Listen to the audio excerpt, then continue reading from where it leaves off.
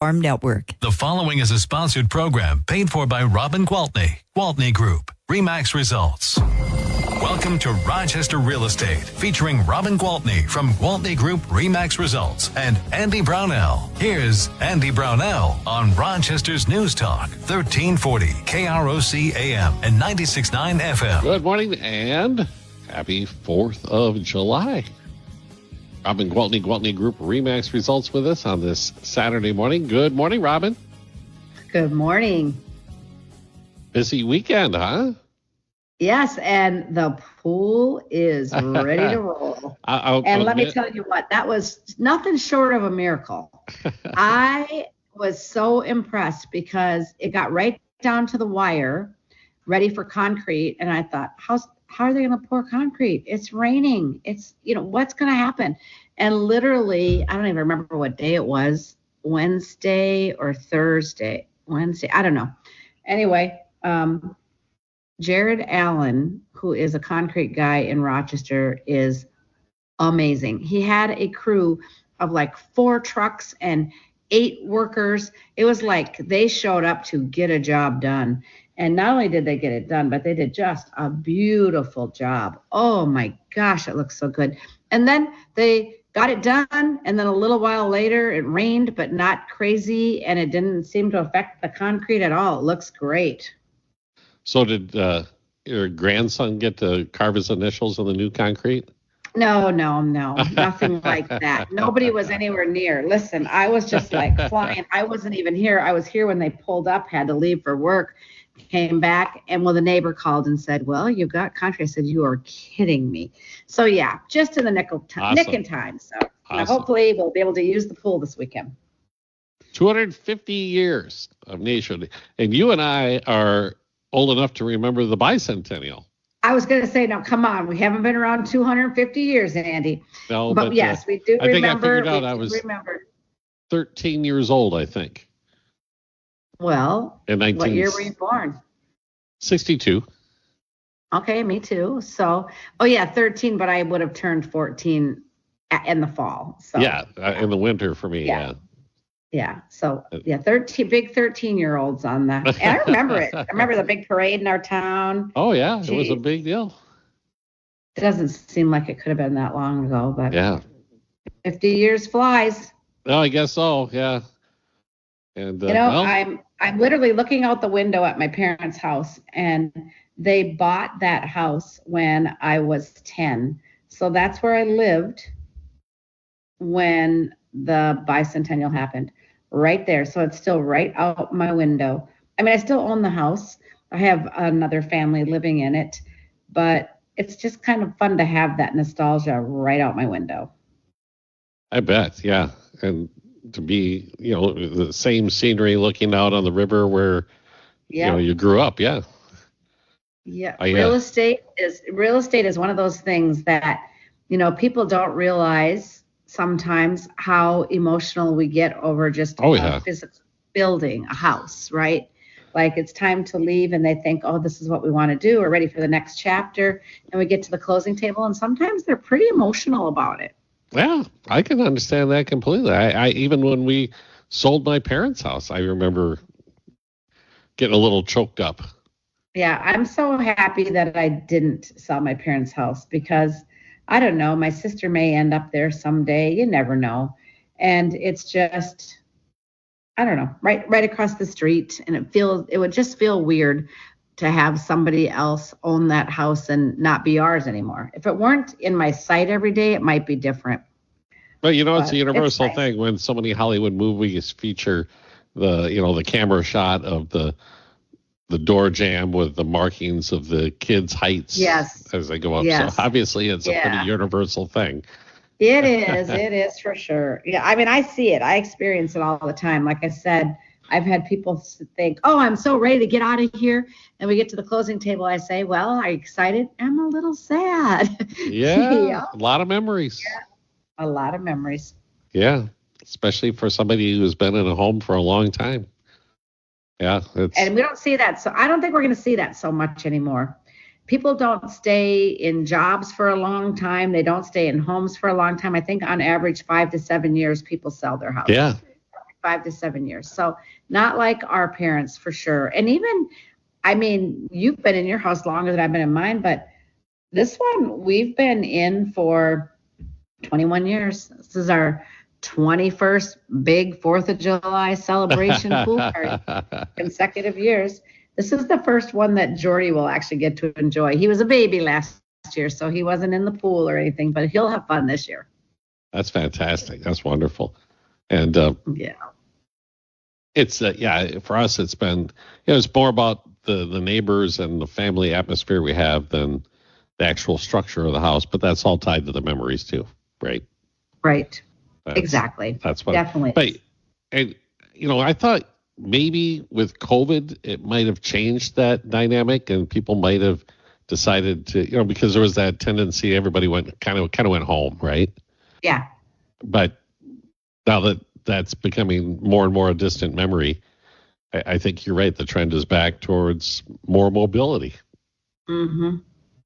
Yeah. Well, I mean, our front desk at Remax, we're hiring new front desk girls. And I was talking to Donna, our office manager, and she said, well, this one looks good. She's had a job 4 years. And I'm like, okay. And she's like, it's really hard to find applications where people have had any kind of time in their job. Like they just move around from job to job to job, a lot of people. Yeah. So, well, to their advantage. Yeah. I mean, usually when people move, they end up increasing their pay. It's just the way it works.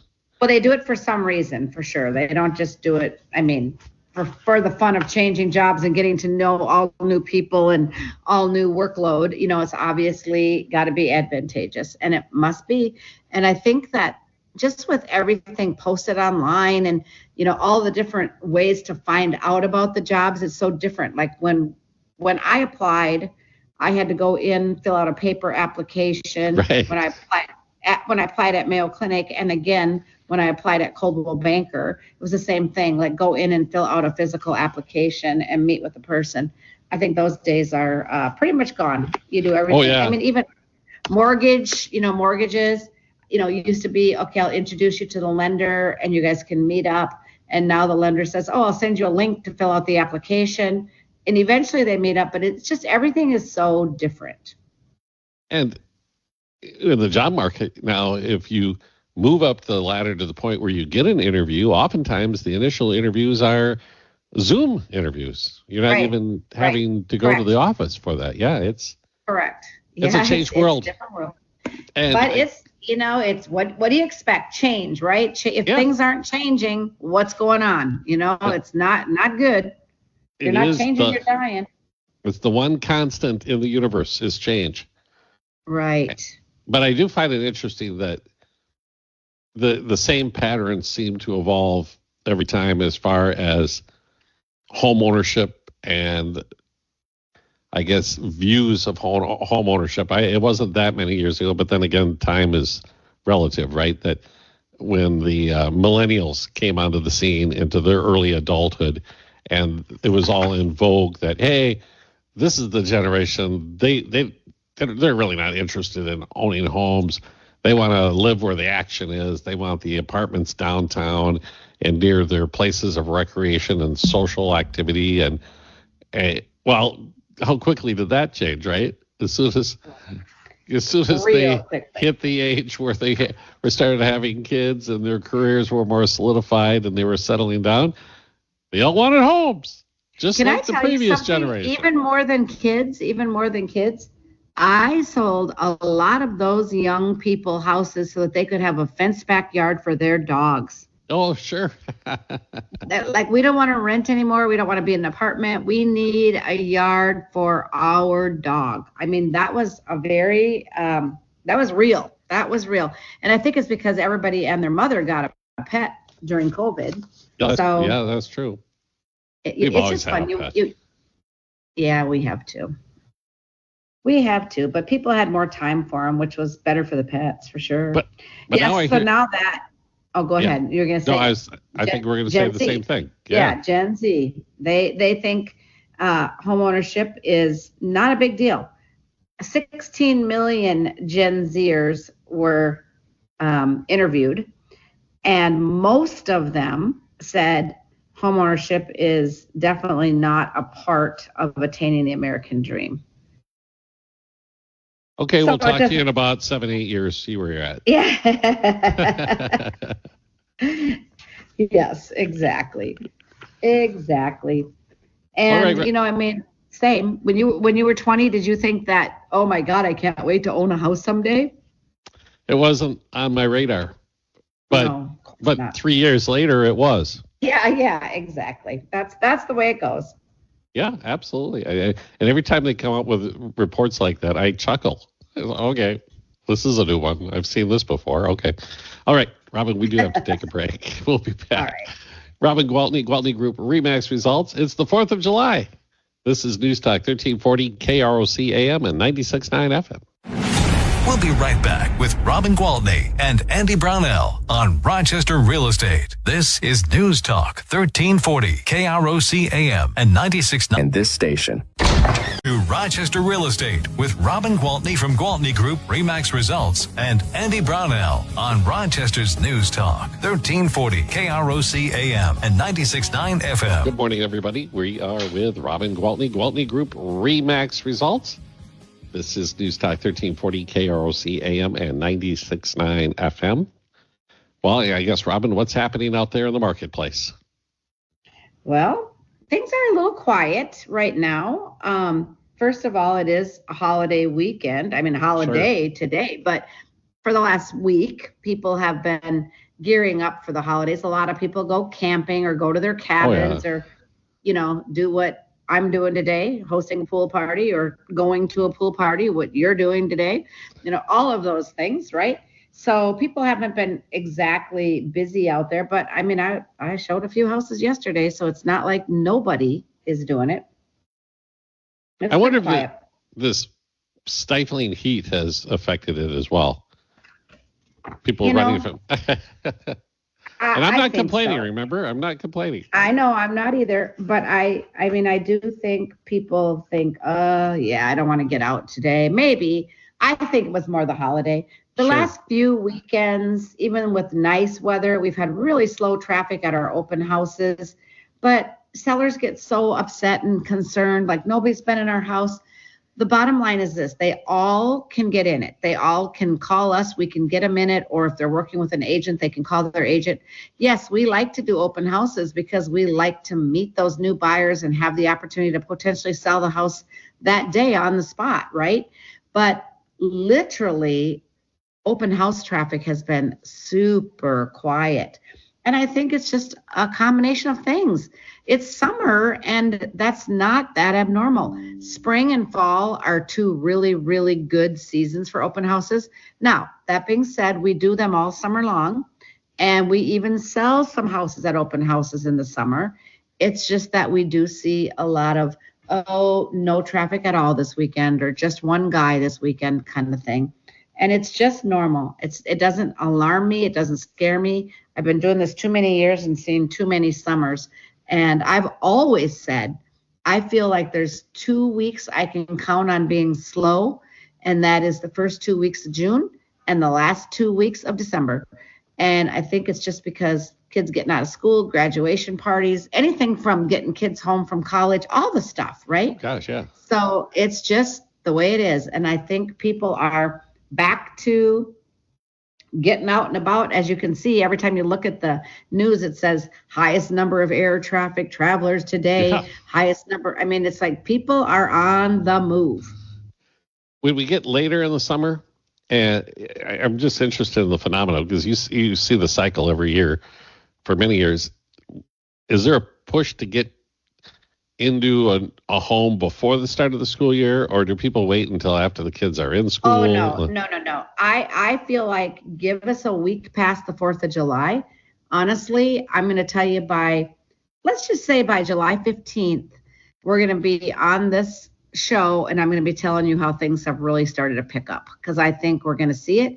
I think we're going to have a super busy second half. Our first half has been great, but I think we're going to have an even more busy second half of the year. And if a lot of this, well, I keep my fingers crossed, a lot of this uncertainty economically seems to be clearing a bit. So I wonder if that might put people in a better place as far as their perception of what's happening out there. It will be interesting to see what the latest jobs report does for the interest rates.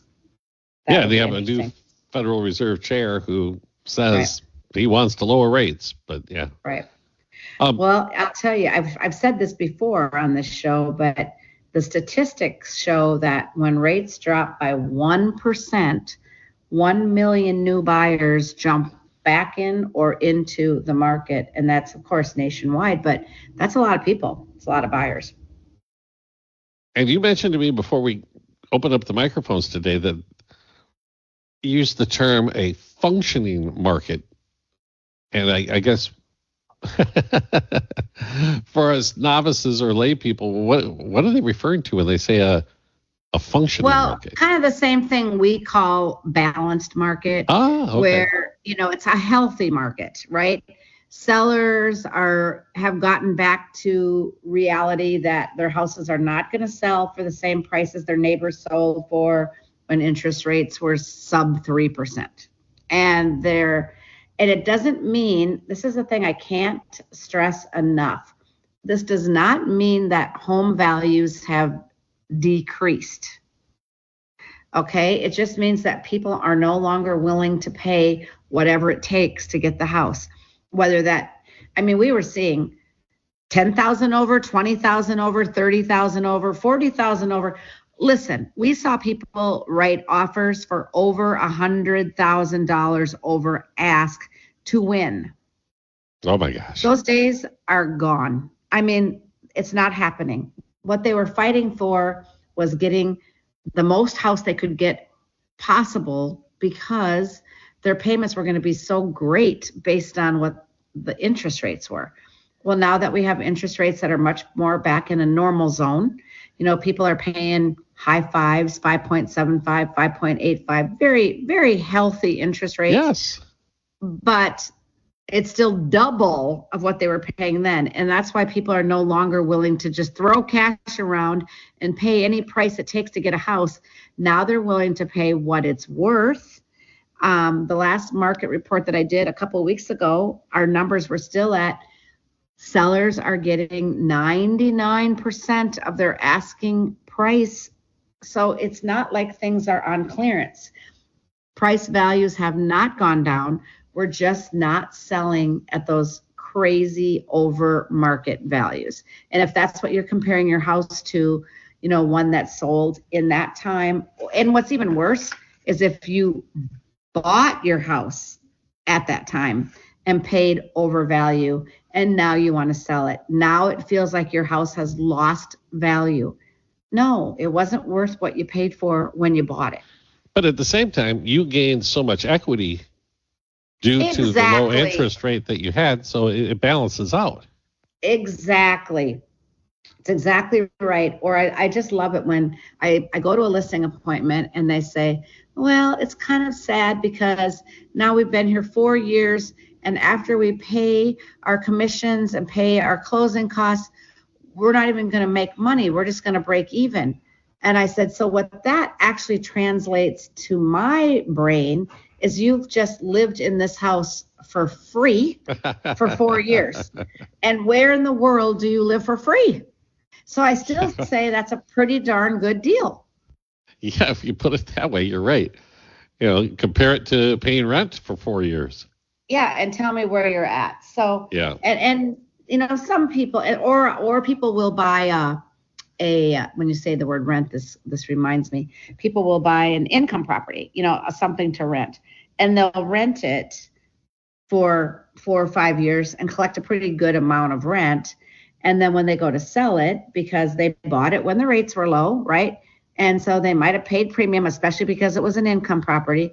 And now they're putting it on the market now saying, wow, I thought I would have made more money than that. I'm only going to come out with a profit of like 100,000. And I'm like, 100,000 plus 5 years of rent collected. Yeah, you forget about that part of it. Yeah, forget about that that part income stream. Exactly. So anyway, it's good. And I think that's why people just sometimes see what they see, but when I can sit and explain the whole thing to them and they understand it, then it clears up and then they're like, oh yeah, that's true. That makes me feel a lot better. Oh, that's awesome. Okay. We'll take a quick break, come back, chat some more with Robin Gwaltney, Gwaltney Group RE/MAX results, right here at News Talk 1340 KROC AM and 96.9 FM. We'll be right back with Robin Gwaltney and Andy Brownell on Rochester Real Estate. This is News Talk 1340 KROC AM and 96.9. Hoorah! To Rochester Real Estate with Robin Gwaltney from Gwaltney Group RE/MAX Results and Andy Brownell on Rochester's News Talk 1340 KROC AM and 96.9 FM. Happy 4th of July, everyone. Andy Brownell with Robin Gwaltney, Gwaltney Group RE/MAX Results at News Talk 1340 KROC AM and 96.9 FM. Okay. Any listings to share, Robin? Yeah, but I just have to stop for a minute because every single time you've said happy 4th of July this morning, in my head, I'm like, yeah, I mean, I can see my flag rugs outside and my banners and all my 4th of July food and plates, but I can't believe that it's the 4th of July. I know. I can't believe it. So there are some listings out there. Yes, and there are some good deals to be had. Like, let me start with the Anderson House. The historic hotel in Wabasha, Minnesota, oldest hotel in Minnesota. Okay. In this year, they won some awards for 2026 Minnesota's best. So, I mean, this is a great place. They have a restaurant that does good business and has good food. They have a fun little bar that's like similar to a speakeasy. It's down in the basement. It's a little cellar bar. And just a cool ambiance, an old hotel, but lots of nice rooms. They've changed all the beds out and have nice mattresses. And this whole thing, okay, is on the market for $675,000. Are you kidding me? I'm not kidding you. And behind the hotel is a little guest house where right now some of the cooks live, but it comes with it. So I actually had a family call me a couple of weeks ago and said, would there be any rules against us buying this hotel for a family home? And I said, right. A family home? And they said, well, just like a weekend place, you know? Yeah. It was a couple, probably my age or a little bit older, and they had 4 grown adults who all have significant others. So there's 10 people. And the kids have already started having kids. So they're like, as our family grows, we could all be in one place on the weekend. I'm like, hey, sounds like a great idea. It does. So they haven't moved on it, but I don't think they've ruled it out. But I think if people want to think outside the box and don't want to run a hotel, don't want to run a restaurant. I would hate to see it go away because I would hate to see that bar and that restaurant go away. I think it's good to have businesses in town, you know. But if 3 or 4 families said, hey, let's all go in on this and use it on the weekends. We all have boats in the marina. What a great opportunity. $675,000. Yeah, for a property like that, I'm truly amazed. Yeah, really cool. Really cool. All right. Well, if you don't want to spend $675,000 and buy a hotel, we have other options. Okay? So we just listed a 2-bedroom, 2-bathroom townhome over on Greenview Place. It's great because it's an end unit. The owner has gone in and freshened everything up as far as countertops, paint, flooring. I mean, it's very, very attractive. And it is $225,000. Nice. Yeah. We have a multi-level home that's pretty special. It's 4022 Villa Road Northwest. So over in North Park. It's $379,900. It's a four-level, multi-level. So you come in and you're on the level as the kitchen and the dining room. Yep. And then you can go up a few steps or down a few steps and then down a few more steps. Yeah, I love those houses. They live so big and you just spread out. But what's cool about this one is it has a we have it advertised as a 2-car garage. We should probably have it advertised as a 4-car garage, but they've put a wall up. So you'd have to take the wall down, and then it would be like 4 cars tandem.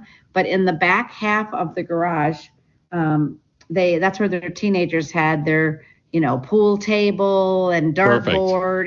I mean, really cool place. But the prior owners before these folks bought it had a wood shop there. So lots of opportunity. And again, if you want to take that wall down and just park a big long boat or a big long camper or whatever it is you have, at $379,900. I mean, that's just a great opportunity. And the house is really nice. So that's awesome. I have 804 14th Avenue Southwest. And nope, never mind. That one is sold. That's one cute little one up on Pill Hill for $429,900. We have 2043 High Top Place Northeast, and this one is a 2-story with 4 bedrooms, 3 bathrooms, 3,066 square feet, on the market for $570,000. Interesting. Ooh. Yeah. I know where that's at. That is, That's what you call a functioning market. If they would have listed that house even 6 months ago, they probably would have said, how far over 6 can we go? And now they're looking at what their neighbors are selling for, it has an unfinished lower level, I think. But anyway, it's a nice place, nice neighborhood, great price.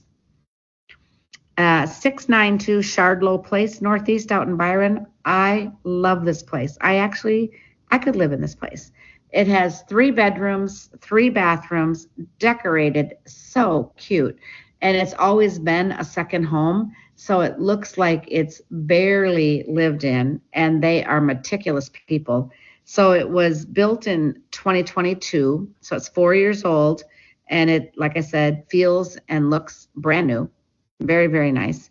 And this one is 2,840 square feet, 2-car garage, end unit, $469,900. Excellent.